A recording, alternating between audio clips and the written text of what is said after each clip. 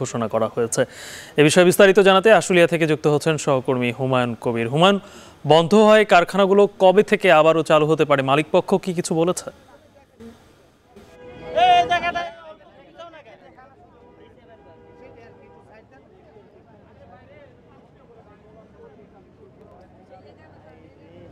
গালিব, ধন্যবাদ আপনাকে। আমি যদি একটু পেছন থেকে শুরু করতে চাই, আপনি নিশ্চয়ই জানেন শ্রমিকরা কিন্তু তাদের বিভিন্ন দাবি দাওয়া আদায়ের লক্ষ্যে আমরা দেখেছি প্রায় 15 দিন যাবৎ কিন্তু আন্দোলন সংগ্রাম বিক্ষোভ চালিয়ে আসছেন, কিন্তু তাদের দাবি দাওয়ার কিন্তু কোনো রকমের সফল বাস্তবায়ন হচ্ছেন না।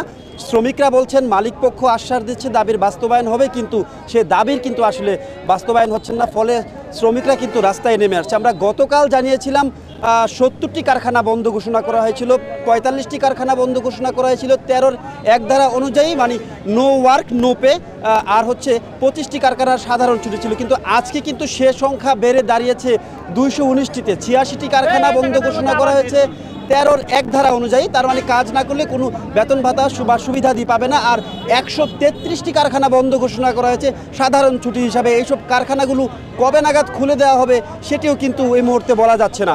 তবে শ্রমিকরা বলছেন কারখানাগুলো বন্ধ থাকুক কিংবা কারখানায় এই ধরনের অসন্তোষ থাকুক, তারা কিন্তু এই ধরনের অসন্তোষ কিংবা কারখানা বন্ধ রাখার পক্ষে নয়। তারা বলছেন আমরা কাজ করতে চাই, আমাদের যে ন্যায্য দাবি দাওয়া রয়েছে সেগুলো বাস্তবায়নে মালিক পক্ষ সহ যারা রয়েছেন তারা যাতে এগিয়ে এসে আমাদের কাজের পরিবেশ নিশ্চিত করে এবং আমাদের দাবিগুলো মেনে নেওয়া হয়, আমরা আসলে কাজে ফিরতে চাই। আমি এই মুহূর্তে রয়েছি স্কাইলাইন গ্রুপের সামনে।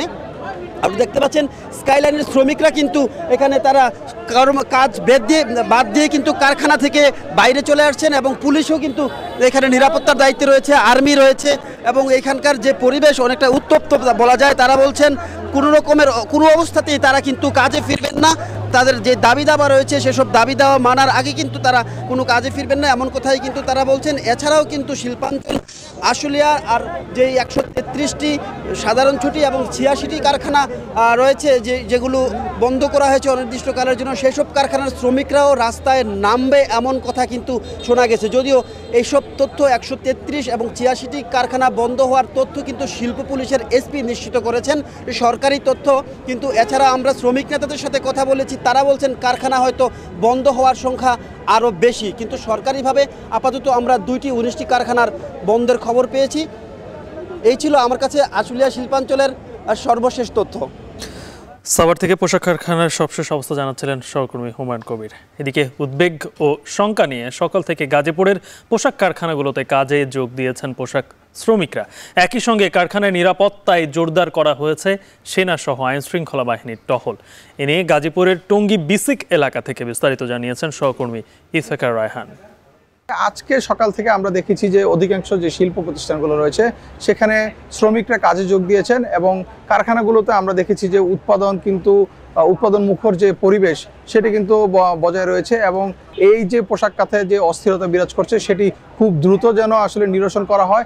যদি সেটি করা না হয় সেক্ষেত্রে কিন্তু বাংলাদেশের যে অর্থনীতির অর্থাৎ রপ্তানি আয়ের যে একটি বিরাট একটি অংশ যে এই শিল্প এবং পোশাক খাত, সেই খাতটি কিন্তু ক্ষতিগ্রস্ত হবে বলে তারা আশঙ্কা প্রকাশ করছেন। এই পোশাক খাতকে অস্থিতিশীল করে তোলার জন্য কিন্তু শ্রমিক এবং মালিক পক্ষ তারা কিন্তু বারবার বলছেন যে শ্রমিকদের বেশে একটি চক্র সুকৌশলে কিন্তু এই অরাজকতা সৃষ্টি করছে এবং কারখানাগুলোতে হামলা করছেন, এবং তারা বলছেন যে দ্রুত যেন শ্রমিকদের যে ন্যায্য দাবি সেটি মেনে নেওয়ার জন্য তারা দাবি করছেন। পাশাপাশি মালিকরাও কিন্তু শ্রমিকদের সাথে আমরা দেখেছিলাম যে শ্রমিকদের দাবি দেওয়া যেগুলো ন্যায্য দাবি এবং যৌক্তিক দাবি সেই দাবিগুলো কিন্তু মেনে নিচ্ছেন।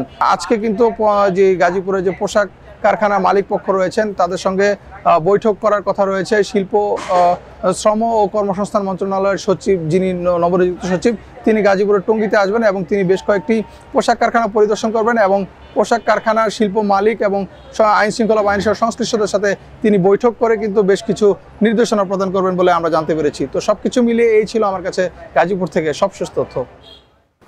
এখন জনমত নিচ্ছে একটা বিরতি, ফিরছি একটু পরেই।